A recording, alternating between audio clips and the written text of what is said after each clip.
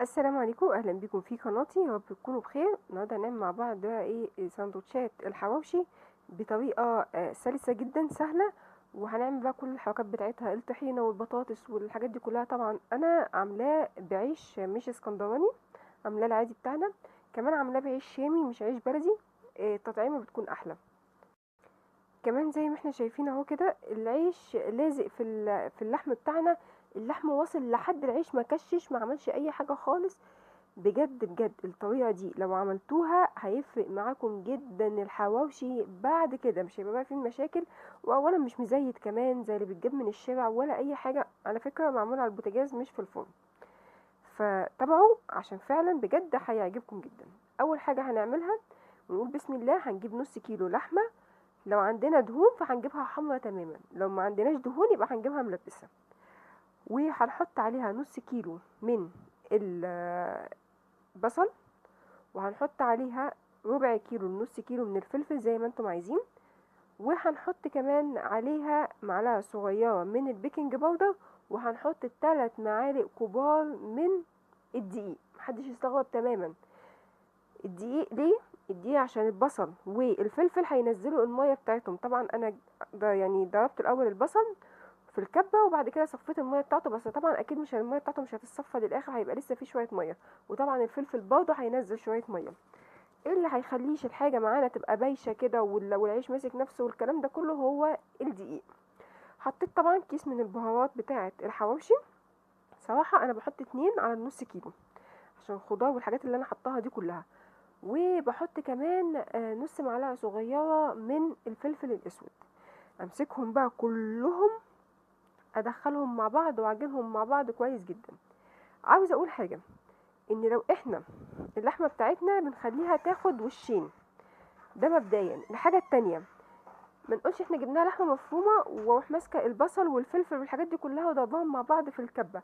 مش هتبقى احلى حاجه، هتبقى حاجه زي السايحه كده، مش حلوه. بالايدينا احسن بكتير جدا.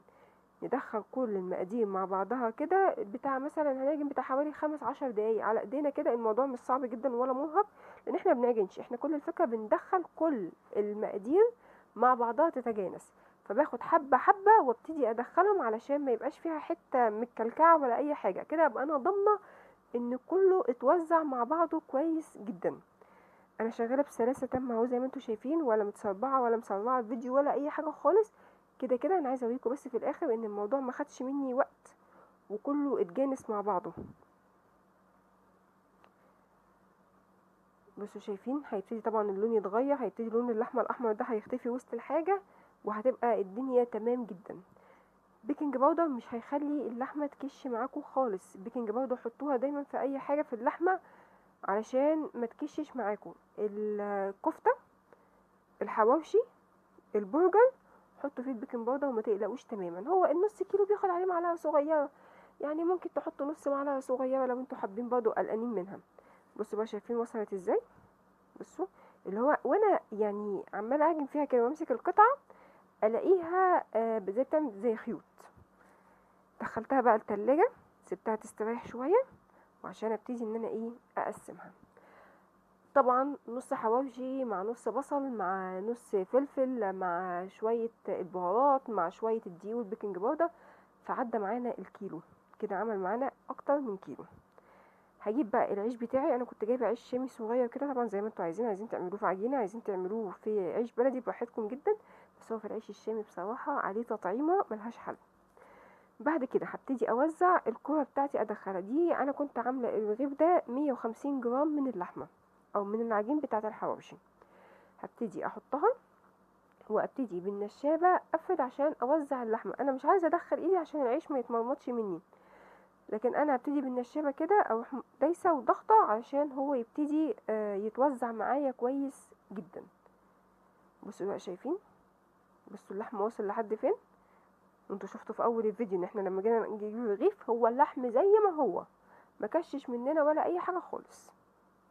اهو شايفين زي الفل.